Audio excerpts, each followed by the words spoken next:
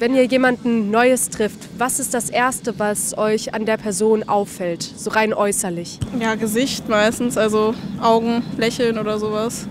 Einen Moment. Echt? Ein Experiment in der Fußgängerzone. Okay, sorry. Kennt ihr diesen Moment, wenn ihr jemanden seht und ihr denkt euch, woher kenne ich den? Aber dann seid ihr euch doch unsicher? Wir wollen testen.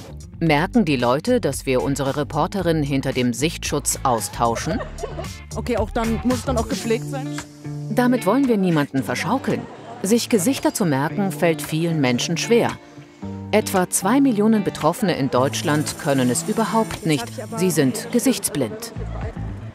Andererseits gibt es die Super Recognizer, die sich an fast jedes Gesicht erinnern können, selbst wenn sie die Person nur einmal flüchtig gesehen haben. Wie funktioniert das? Und warum ist das Gesichtererkennen überhaupt so wichtig für uns? Es hat natürlich eine extreme Bedeutung, ob ich zum Beispiel erkenne, ob jemand von meiner Familie ist oder jemand ist, den ich schon kenne, der mir freundlich gesonnen ist oder jemand, den ich vielleicht kenne und der mir nicht freundlich gesonnen ist. Eine Leistung, die unser Gehirn normalerweise im Bruchteil einer Sekunde erledigt. Das Gehirn ist spezialisiert darauf, Gesichter von anderen Leuten zu erkennen. Da gibt es verschiedene Regionen im Gehirn, die sich im Occipitallappen, also hier hinten, und im Temporallappen, hier an der Seite, befinden, die auf Gesichter spezialisiert sind. Also die zum Beispiel sind mehr aktiv, wenn man Gesichter sieht, als wenn man jetzt Autos sieht oder Fahrräder sieht. Diesen Teil des Gehirns wollen Natalie und Alicia jetzt strapazieren. Für das Experiment ziehen sie sich fast die gleichen Klamotten an. Die beiden sind etwa gleich groß, beide haben braune Augen. Die unterschiedlichen Haare kommen unter eine schwarze Mütze. Können Passanten ihre Gesichter jetzt noch auseinanderhalten? Der Test beginnt. Okay, sorry. Ist euch irgendwas aufgefallen gerade? Nee. Nein, also mir auch nicht. Nichts? Jetzt an meinem Gesicht, fällt euch an meinem Gesicht irgendwas auf? Oder an meiner Stimme? Also wenn du so fragst, habe ich das Gefühl, uns soll was auffallen, aber mich Ja, wäre gut. Guck mal, sie hat euch gerade angesprochen und wir haben gerade getauscht. Ach so! Ja, aber woran erkennen wir eigentlich ein Gesicht? Es ist kompliziert, denn viele Gesichter ähneln sich. Die wichtigsten Kennzeichen: Stirnhöhe, Augenabstand, Form von Nase, Mund und Kinn sowie die Abstände dazwischen. Diese Merkmale muss das Gehirn in Sekundenbruchteilen analysieren und mit den Gesichtern abgleichen, die wir schon kennen.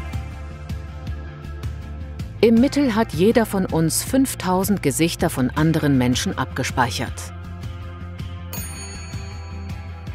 Und trotzdem ist das Wiedererkennen von Gesichtern immer wieder eine Herausforderung.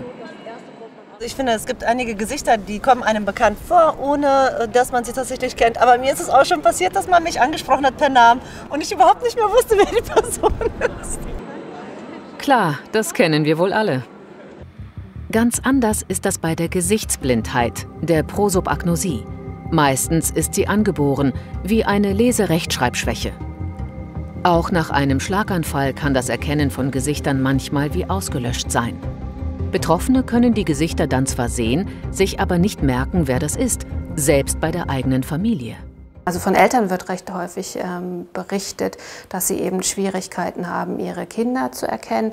Und das ist in vielen Alltagssituationen sehr schwierig. Schon mal zum Beispiel abholen im Kindergarten. Da hat man das Kind hingebracht mit diesen Anziehsachen und dann hat es eingepullert oder sonst irgendwas, die Anziehsachen sind anders, dann ist es natürlich schon wieder eine Schwierigkeit des Erkennens. Selbst nahestehende Menschen nicht einordnen zu können, das kann natürlich auch Folgen für das soziale Leben haben. Dass die Leute eben sich dann teilweise auch zurückziehen von solchen größeren Festivitäten, weil es eben so schwierig ist, auf einer Party zu sein, wenn man nicht genau weiß, mit wem rede ich jetzt eigentlich und mit wem möchte ich eigentlich reden, beziehungsweise ich möchte gern mit so und so reden, aber ich habe keine Ahnung, wie ich so und so finde.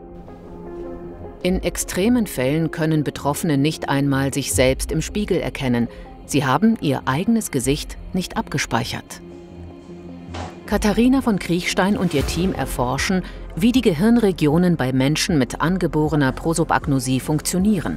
Das Ziel: eines Tages daraus Trainingsmethoden für die Betroffenen zu entwickeln.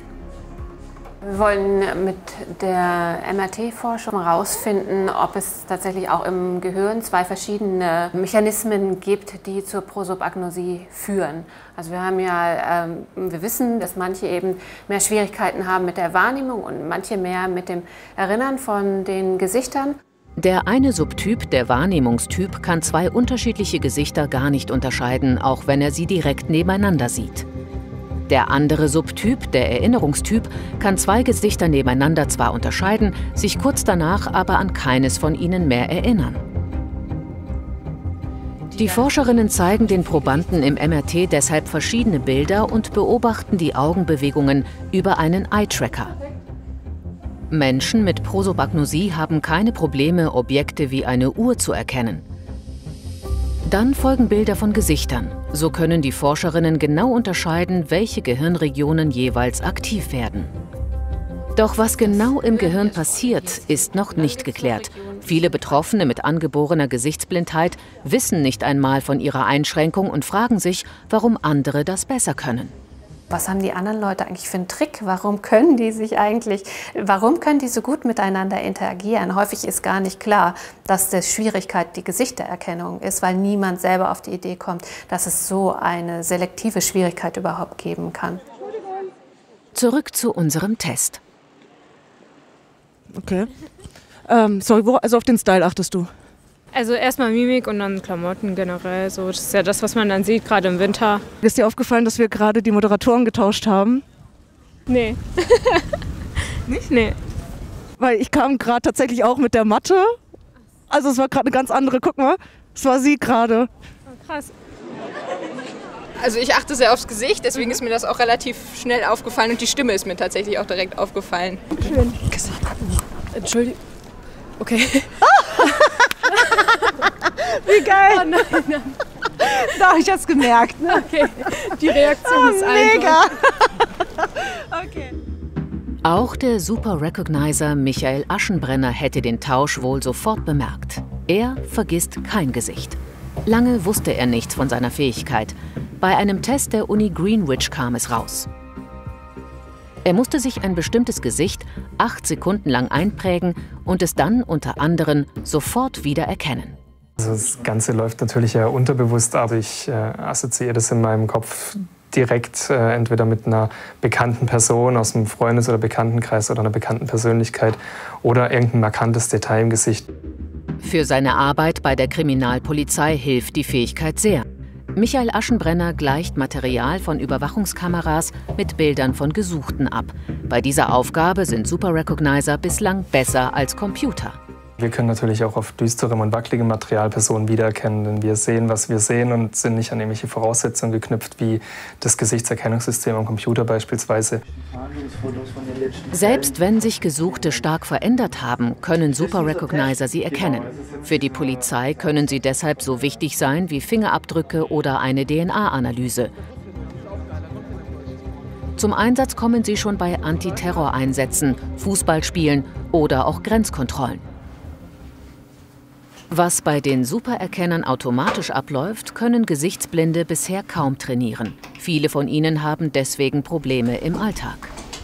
Häufig wird dann ja zum Beispiel gesagt, also du bist so arrogant, du grüßt mich nicht oder du bist halt nicht motiviert, irgendwie die Gesichter zu merken, weil dich andere Personen nicht interessieren. Und das macht natürlich mit einem was, wenn man das hört, obwohl es gar nicht stimmt.